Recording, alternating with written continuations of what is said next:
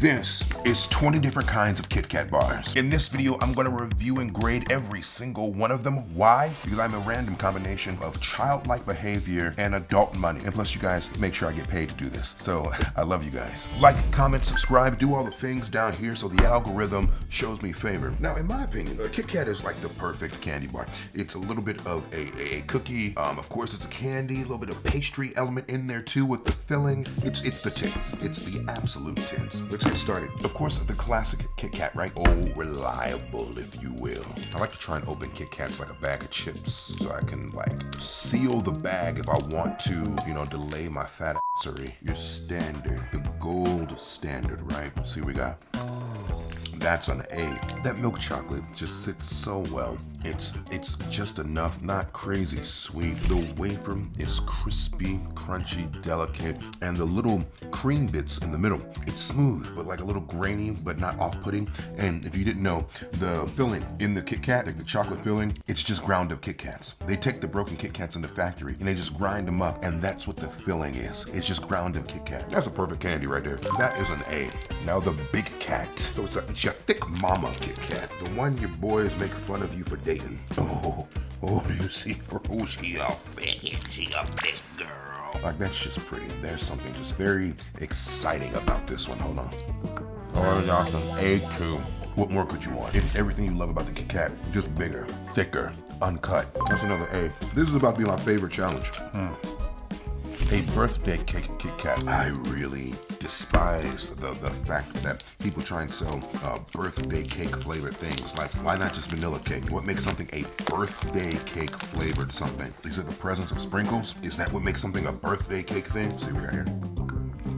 This is off. This one's pretty bad. It barely tastes like anything except for vanilla and like vanilla cookie. And then you have those sprinkles in there. They are actual sprinkles, so they have that texture. You gotta bite through them, and they're just so abrasive, almost like rocks. That's not good. Not a fan of that one at all. About a D- for me. This is a cookie crumble KitKat, I believe, from Europe. I'm talking about fancy packaging. Hold on. Got the gold wrapper. Europe, y'all know y'all too much. I didn't fare too well in the shipping and handling. Nah, it's not too bad. You smell like a sandwich cookie in here. It smells, wow, almost smells like hot chocolate or like espresso or something. Interesting. Hold on, let's see what we got here. This one really does taste like a chocolate chip cookie. Almost like you get like a brown butter in here for some reason. There's a bit of savoriness that you don't get in the other ones. A rich, strong cocoa flavor with this too. That's pretty good. That's probably about a B for me. The KitKat Duo, chocolate and mint. Dark chocolate, to be particular, if I can get it open. Whatever the movie mint candy I'm thinking of, you know what I'm thinking of. Put it down in the comments. Let's see what I have. Now, it tastes like a peppermint patty. That's not the candy I was thinking of, but you get peppermint patty energy, obviously, from it. It's nice to have a little bit of minty vibes, you know, just traveling up the nose while you're taking a bite of sweet decadent chocolate. Do I like it more than the previous one? No, but it's like a solid C+ to me. Chocolate frosted donut. Now, this one is kind of like a duo, but it's not titled a duo. It's another one of those like enigmas. How do we make something particularly taste like a donut? Now, with the cookie one, they managed to do that, but what about a donut could you add to make it a donut? Let's see what we have. It's noted to be a chocolate glazed donut, but you get the glaze, and I think that's that bottom part right there. It's more like a regular Krispy Kreme donut. So I guess they're mind fucking us by saying it's a chocolate donut, but they're not focusing on the donut flavor. They're focusing on the glaze flavor. That said, it's pretty average, about a C- for me. Now let's try our first one from Asia. This is a milk tea KitKat. I found these little baby ones at our local Asian convenience store. Oh, you smell tea. You smell the tea leaves in this one. Very herbal smelling. Let's see what we have here. It's very creamy, but barely sweet. Again, you taste the earth on it. So smooth, so rich, but not a lot of sweetness. I don't know if I want this in my candy. This is like aggressively okay. It's different. Would I finish this a little bit? Probably not. About a C-. A white KitKat. White chocolate, I assume. It has to be, right? A creamy one, damn near translucent. Let's see what we have here.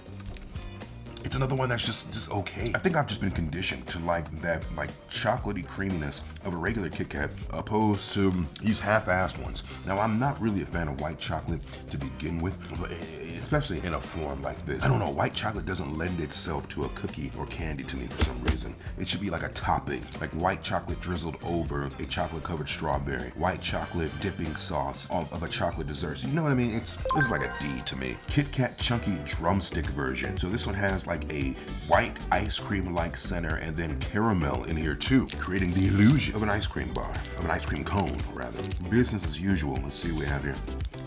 That white cream, that ganache in the middle does not give ice cream. It's like just frosting. Then you have like the thinnest layer of caramel, barely even detectable amongst all the crunch and the chocolate. This one's just doing too much. You truly lose the essence. What makes a Kit Kat great is the fact that it's borderline a cookie with a heavy bit of chocolate that gives you enough of that candy energy. I don't want this bullshit distracting me from what I love about this.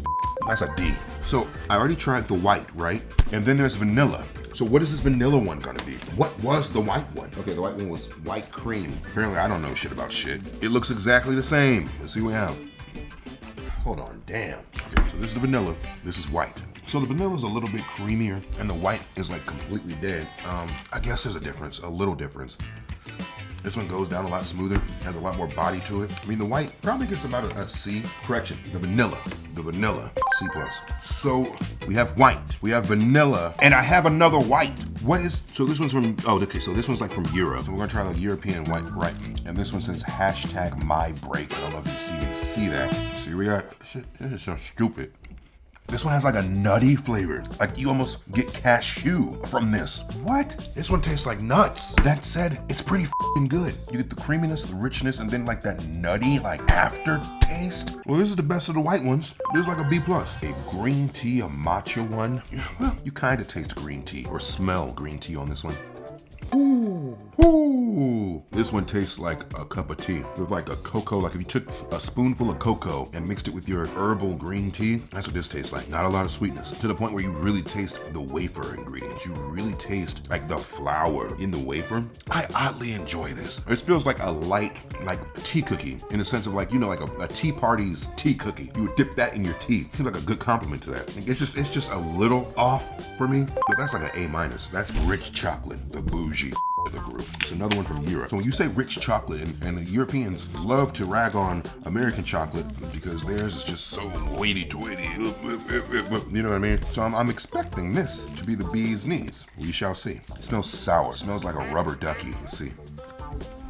This is by far the worst one so far. It tastes old, it tastes chalky. You get like the sense of not enough ingredients. Like it's not creamy enough, like it doesn't have enough milk. It's not chocolatey enough, like it doesn't have enough cocoa. It doesn't taste very sweet at all, and there's nothing to compensate for that. Like with the green tea one, where it's not as sweet, but there's just so many other positive elements to it. This has nothing to really redeem it at all. This might be the first F of the group. That's pretty bad right there for me. The Kit Kat Chunky, so I think this is just Europe's version of the Big Cat. So let's see if there's any taste difference. It's a bit darker. It's like the back of my neck. Let's see what we have here. And you got that European chocolate influence there, where it's more cocoa forward, not as milky, not as sugary. I do appreciate this one though, because you do still have a bit of creaminess. That cookie is well done, and look at those layers in there too. That's about a B- for me. And this is Kit Kat Chunky Extreme Cocoa Extreme Cocoa. Yeah, that's what it says. Cocoa Extreme Cocoa. In case you didn't know there was cocoa in this bitch. Business as usual, going in.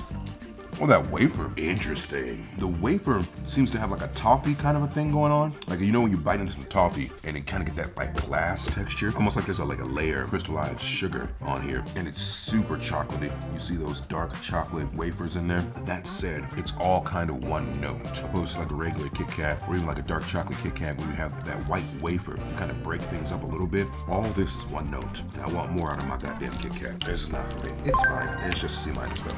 Cookies and cream. I'm not a fan of cookies and cream candies because I guess they tend to be more of the white chocolate opposed to dark chocolate, and I'm not a fan of white chocolate. The only way this could be saved if it gives you more of like an Oreo cream kind of a thing for me, which I don't think it's gonna do. This bitch fell apart, but you kind of see that it has like the white chocolate kind of a thing, almost like cookies and cream ice cream. That's what this one is going for. Let's see what we have. Nope. Well, no, hey, hold on. Oh, I had to settle. Okay, hold on. Okay, it's pretty good. That's about an A. That's an A. A Milo Kit Kat. Now, if you don't know, Milo, it's like a chocolate drink mix overseas. That's another super dark one. See what we have here? Nope. It's like they actually included the actual drink mix in this, which they should have. But that said, you get like a bit of graininess as if they put the drink mix in there and didn't let it dissolve. It's almost like you have like powder in your mouth or just powder in the chocolate as you bite into it. And it's super rich, but not in a good way. That's too much. That's about a D for me. Caramel chocolate. They can't really. So no, I mean, let me stop lying. People find creative ways to fuck up every day. This one smells like hot chocolate powder. Like you just put it right out of a Swiss mix. What am I saying? I can't talk. Let's see what we have.